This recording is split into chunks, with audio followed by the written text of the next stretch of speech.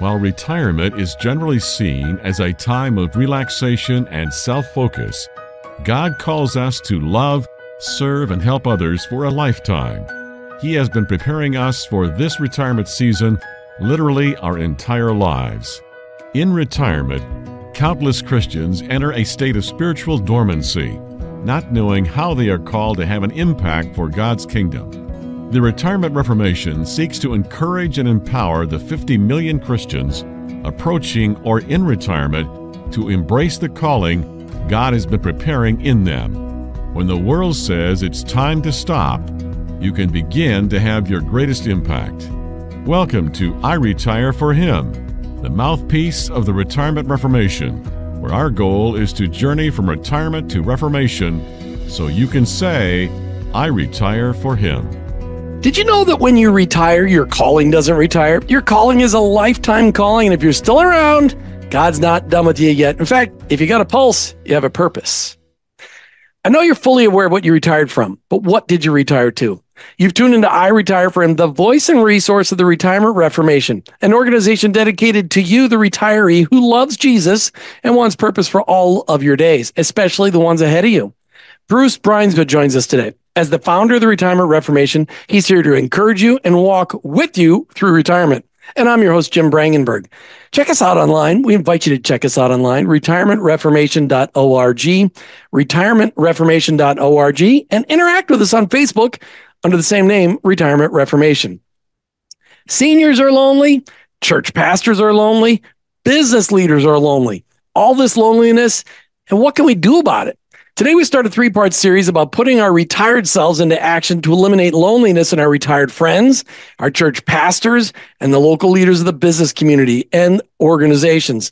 All this loneliness, and the solution has been there all along.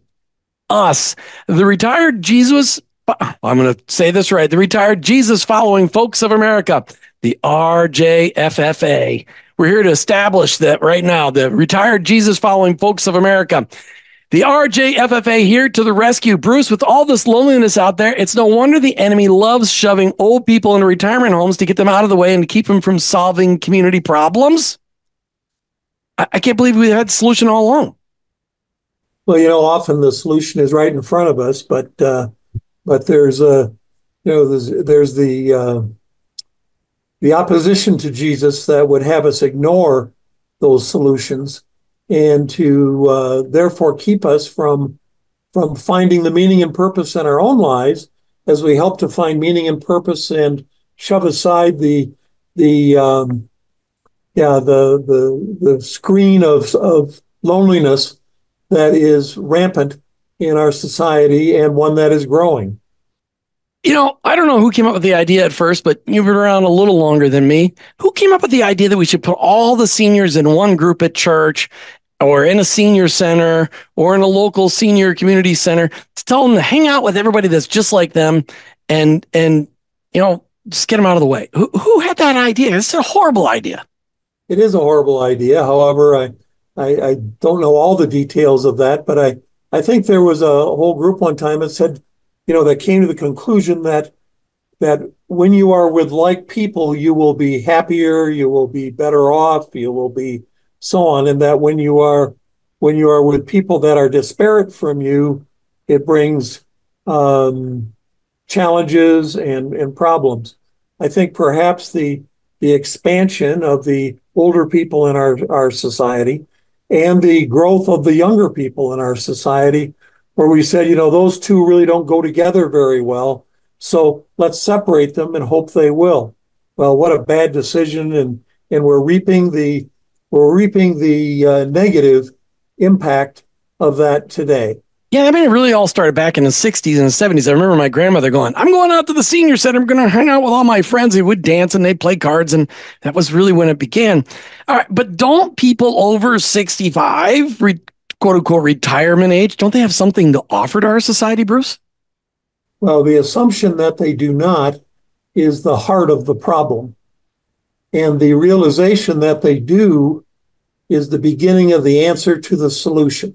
Amen. And so we talk in the Retirement Reformation about, you can see on the poster over my left-hand shoulder, it's a little dated because it says there's only 40 million Christ followers. Well, there's now up to 48 million Christ followers, who in fact are not being part of the solution, but are being part of just maintaining what is there. As a matter of fact, I was just remembering and revisiting the U.S. Surgeon General's advisory on the healing effects of social connection. But the very stark name of that study, which you can find available online if you want to read it, is Our Epidemic of Loneliness and Isolation. So here's the U.S. Surgeon General saying we have an epidemic of loneliness and isolation and its negative impact on our health. But we know that it has negative impacts on lots of other things in addition to our health.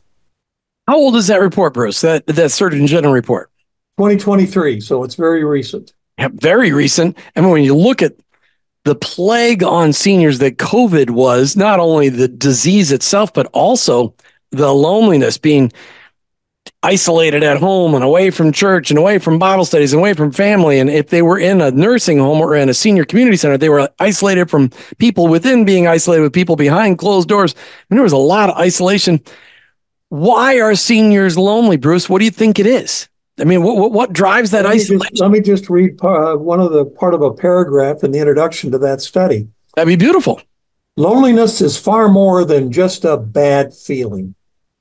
It harms both individual and societal health. It is associated with a greater risk of cardiovascular disease, dementia, stroke, depression, anxiety, and premature death. Wow.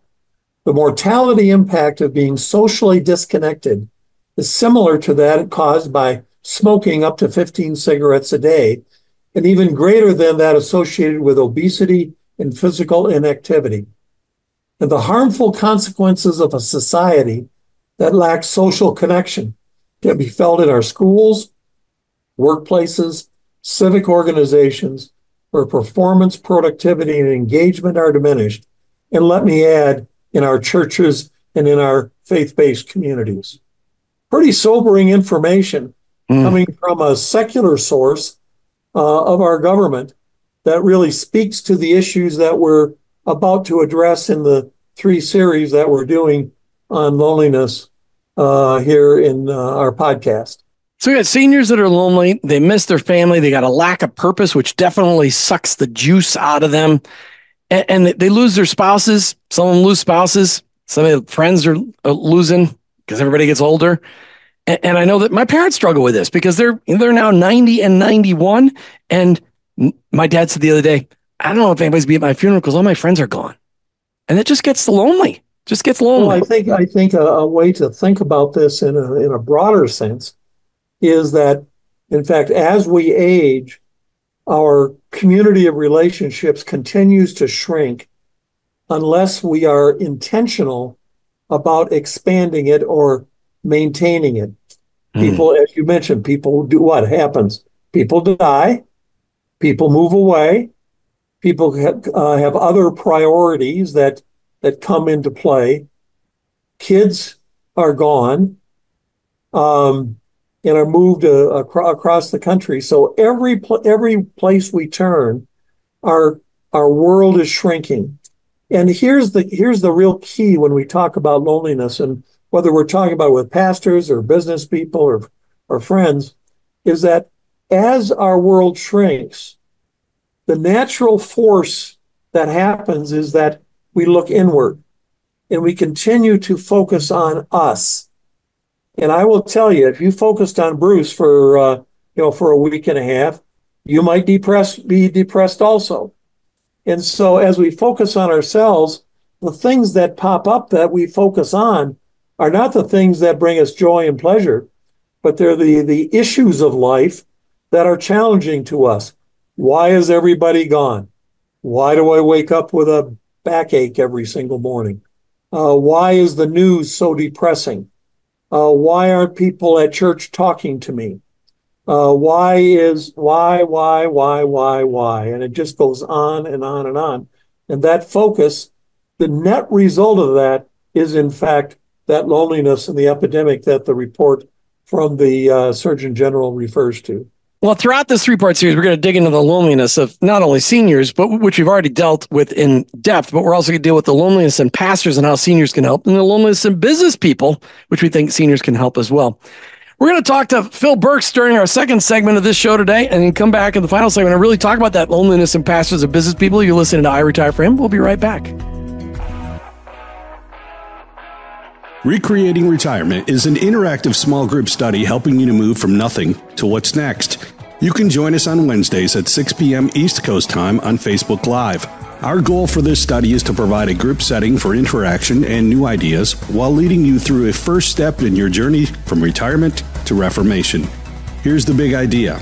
During the next 5 years, 5,000 small groups will experience this journey of discovery in churches and faith-based organizations across the country. Is your church a place where recreating retirement needs to be planted? Join us online to experience the study or prepare to lead a small group at your church or ministry. Email us at contactus@retirementreformation.org or go to our website at retirementreformation.org. That's retirementreformation.org.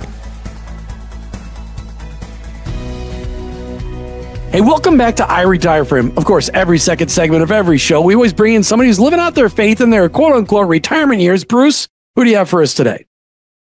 Well, today we journey down to Tyler, Texas, and in a beautiful corner office with a gorgeous background. And every time I've been in Tyler, I've always been impressed because I always think of Texas as, flat, and then Tyler is definitely not that in any shape, manner, or form. So at the Retirement Reformation, our goal is to awaken the 48 million Christ followers to be able to discover what it is that God is calling them to do during these years that we call retirement, but in fact are not, as we're called to be faithful for a lifetime. So our guest today is Phil Burks. Phil, we're so glad that you're here, and I'm anxious to hear the journey and the executive summary of the journey that God is taking you, and maybe where you are now and where, in fact, it's going over the next period of years. Is I think you probably just passed your 39th birthday. Very well put. Thanks, Bruce.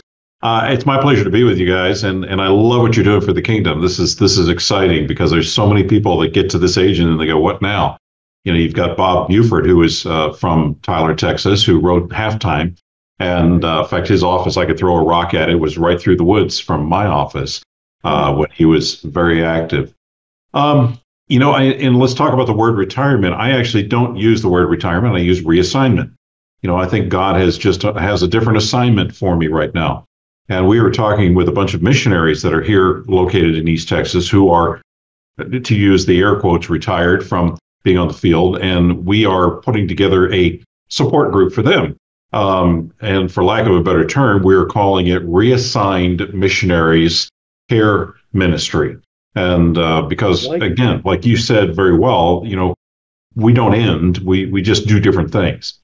And to answer your question, Bruce, as best I can, God, the short story about my life is after I graduated from LeTourneau University, wearing the colors today, I felt very strongly called to be a full-time missionary. I hit all the altar calls, hit my knees, and I said, "I'm your guy."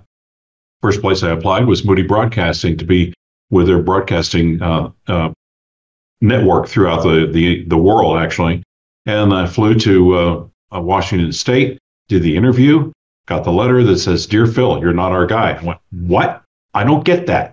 Hey, I'm your guy." Well, I spent 2 years being angry at God. Then I finally shut up long enough to hear him say, "Phil, I'm calling you to send, not to go."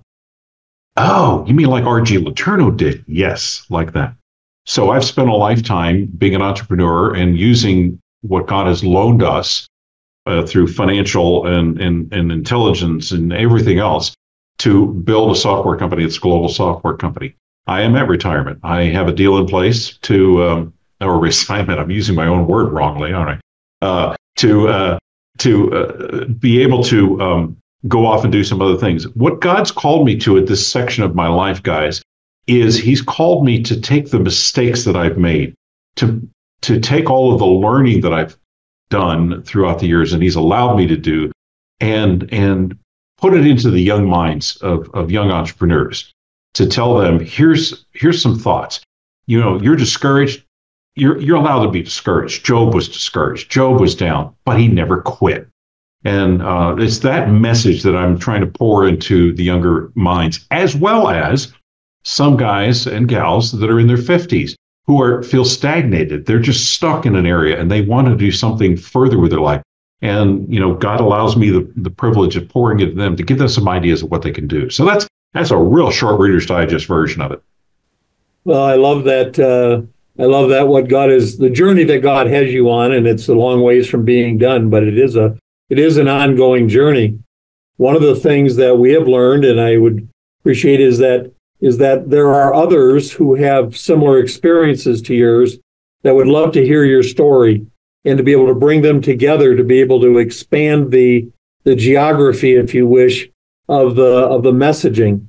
The working with retired missionaries, God's blessed me to have, visited missionaries in 107 countries, and to realize the challenges that they have when they are transitioning. It's like pastors, and you've seen them. Yeah. So as we go, if you were to have one thought, Phil, for someone who is at a point of transition, what would be that thought that you would leave with them?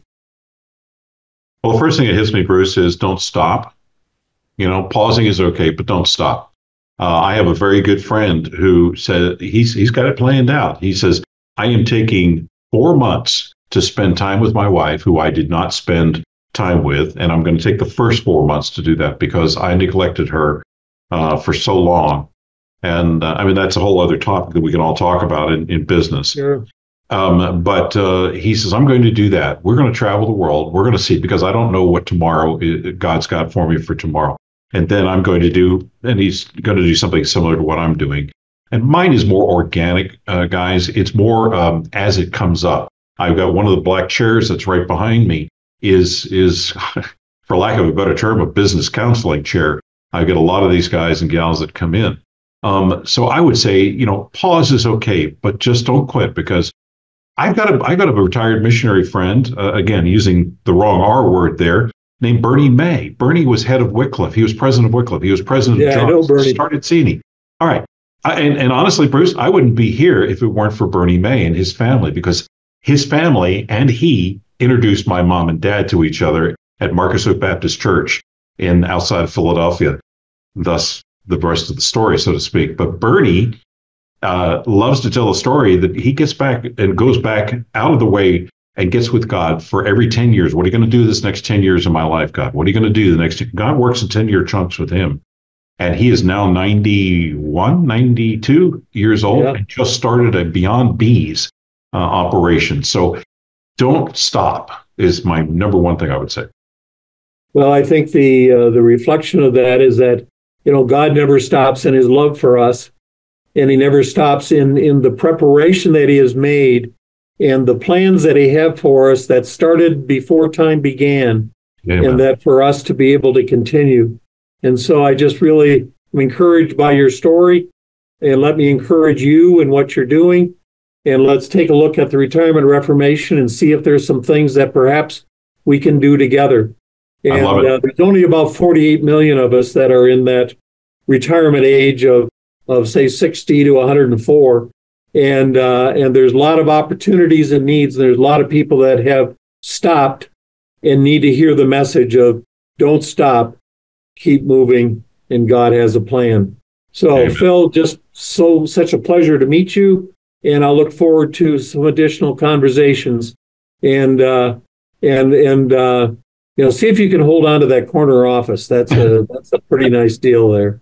Jim, are there any questions that you have in conclusion? No, I love what you're saying, Phil, but I think I'd like to make a suggestion on your LinkedIn. I think you've got that R word in your LinkedIn profile. It says, in the process of retirement. I'm thinking you need to change it to say, in the process of reassignment. You're listening to I Retire for Him. We'll be right back. Our work on this earth doesn't end when the paycheck stops. God calls us to be faithful for a lifetime. Whether you're looking forward to retirement or you're already there, our all-small group study, Recreating Retirement, will help you understand, engage, and activate what God has for you in this fourth quarter of life. Join Retirement Reformation founder Bruce Bruinsma as you consider your past, strengths, spiritual gifts, and your passions and how they all come together as the call God has for you in these years. Connect with us on our online community group at facebook.com/Retirement Reformation, Wednesdays at 6 p.m. Eastern, or if you'd like to bring Recreating Retirement to your church, email us at contactus@retirementreformation.org. Are you ready to start your life-changing journey today? Hey, welcome back to I Retire From. Great conversation with Phil Burks. Bruce, I want to jump back into the conversation about loneliness. So pastors, we kind of hinted at pastors are lonely, but why are pastors lonely, Bruce? What are you hearing? Well, pastors are lonely because they have the opportunity for a judgmental congregation holding them to standards which are impossible to meet, and believing that they will not be hurt by the hurtful words that many in the congregation use. It's just really sad to both see that happen, to know that it does happen. So the issue of trust is a big one. Who in your congregation can you trust to be able to be transparent, to be able to be real, to be able to look for advice, to do that? And I think as seniors, we have a better opportunity to do that, but we have to look deep in ourselves first to be able to understand what it is that's going to have to be, and how it is that we're going to have to learn to keep our mouths shut when we're not in those conversations, and how to be a trusted friend. And so I think for many pastors, it's hard for them to find a trusted friend. And I was checking the other day to see what the longevity of pastors are with a congregation, and that it's often less than 5 years. And so it's hard in that short period of time to find people you can trust and to do that. Now, there is a pastor friend of mine that in the 3 churches that he's been in the last 30 plus years, in each one of those churches, he found a person that he could trust, and he still maintains relationships with them. And so it's tough because when pastors come into a new church, there's 3 groups. There's a group that gives all the money to the church, and they want, because they're given the money, they want access to the pastor. There's the group that's never going to be happy with any pastor because he's never going to be as good as the last pastor. And then there's a group that is not going to use their influence to become friends of the pastor, which they could probably be the best friends of the pastor anyway, but he's never going to meet them because they're going to be quiet and wait for him to, he has to find them the hard way. That trusting is so huge. Bruce, business leaders, because we're talking about how could seniors solve the problem of loneliness, not only with themselves. I heard a story the other day, by the way, of a 95-year-old guy who's been widowed for 5 years, and he goes and visits the old folks' homes to help his friends not be lonely, and the friends that are much younger than him. And I don't like that. And it was happening here locally. Remember, we've got that. If you remember, we have a senior living community right here in town with about 200 people in it. And this guy, 95, jumps in his car, still driving, jumps in his car and goes and visits people. He's 95. I love that. But we're convinced, you and me, that seniors can solve the loneliness of other seniors, also of pastors. We've talked a little bit about that. We're going to go deeper into that in the next podcast. But I have been working with business people all of my life. You've been working with business people all of your life. Are business leaders and owners, are they lonely too? I think for some of the same reasons that pastors are, and for some of the same reasons that seniors, but perhaps closer to the pastoral issue. Because when you're leading a team in your business and you have employees, some of the issues that pastors face with a congregation are the very same issues that as a business leader you are in fact faced with your staff and with the people that you've hired or that are there. As business leaders, we would expect loyalty, and what we get is often greed. And so it's, what is this job in for me? And so the coming together, if the leader of the business organization has a vision, for example, and is not successful in implanting that vision and finding people that are on the same page, just like a congregation. In fact, you're going to have part of that part of that working staff, which is going to be, well, that boss doesn't have any idea what he is and he's just doing it for himself, and all the negative comments you make about that, which helps shrink your world. Then you're going to have the group that just wants to be your friend just because they think they're going to get a raise sooner or a promotion or whatever it may be. And then there's the folks that are just there for the job. And so when you're giving leadership to any organization, whether it be a church or whether it be a business, those issues are very, very real.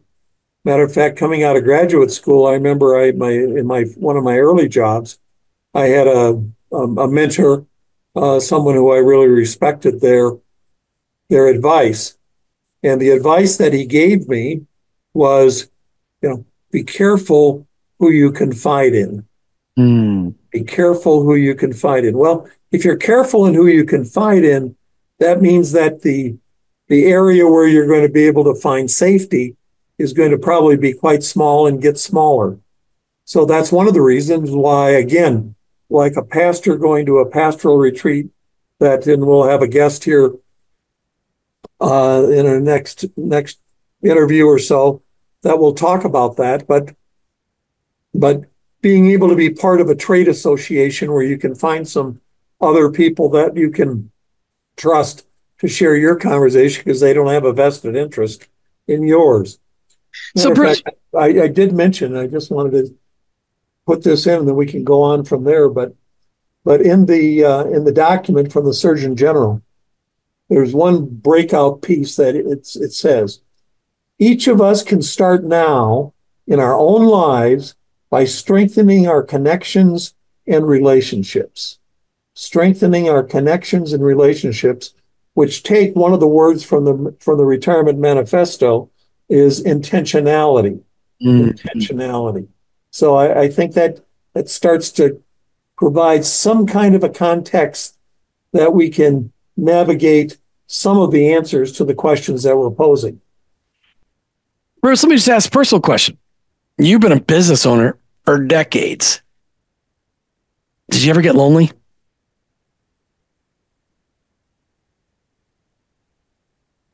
Yeah, I think so. And the times when I can pinpoint the loneliness have two characteristics to them. The first characteristic was when I was in transition from one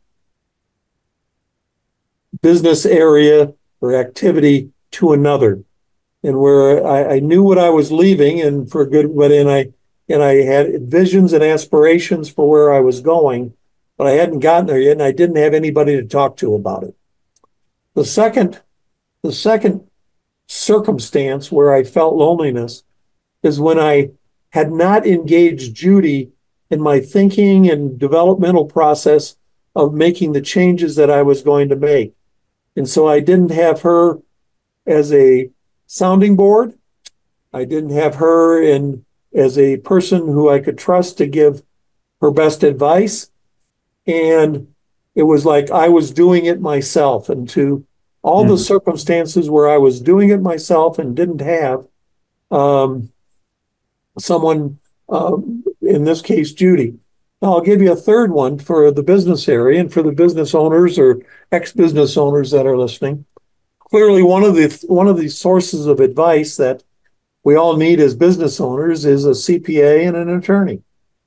And so I had a hard time finding an attorney that I could have that relationship with.